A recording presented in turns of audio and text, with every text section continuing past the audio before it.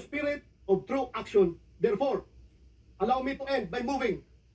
I respectfully move that in view of its constitutional infirmities and questions on the jurisdiction and authority of the 20th Congress, the verified impeachment complaint against Vice President Sara Zimmerman Duterte be dismissed. Mr. President, since I have still the floor, I would like to call Senator Bongo. Mr. President. Mr. President, will the fourth verified impeachment complaint signed by more than 200 congressmen, which now constitutes the articles of impeachment, was transmitted to the Senate. This brings into question the legality of such move, when the Constitution provides that no impeachment proceeding shall be initiated against the same official more than once within a period of 1 year.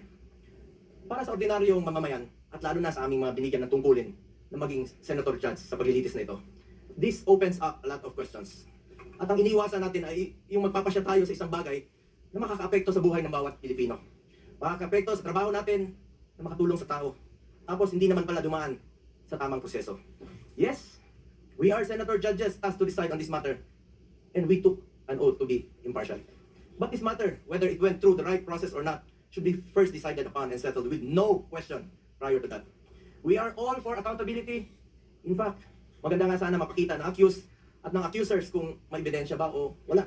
Pero bilang mga mababatas, dapat siguraduhin alinsunod ito sa batas at tamang proseso. Dapat hindi na circumvent ang batas, dapat nasunod ang due process at ang rules. Hindi pwedeng shortcut. Justice delayed is justice denied, and justice conducted the wrong way is no justice at all. Anong nangyari sa tatlong naunang impeachment complaints? Bakit hindi ito agad na-refer sa Speaker's Office? Bakit hindi ito sinama sa order of business within 10 session days? At bakit hindi ito in-refer sa tamang komite within 3 session days after its inclusion in the order of business as mandated by our Constitution? Tila, dinribo lang ito at hindi pinaandar ang shot clock. Parang hindi po ma-technical sa oras. Sa basketball nga, hindi pwedeng puro dribble lang. May shot clock po yan at may oras na dapat mong obserbahan. Pangalawang issue na dapat bigyang linaw ay kung maaari bang tumawid ang impeachment case sa 20th Congress. This is the first time in our history that an impeachment case was filed nearing the expiration of a legislative Congress. The reality is, we do not have enough time to finish the impeachment trial this Congress.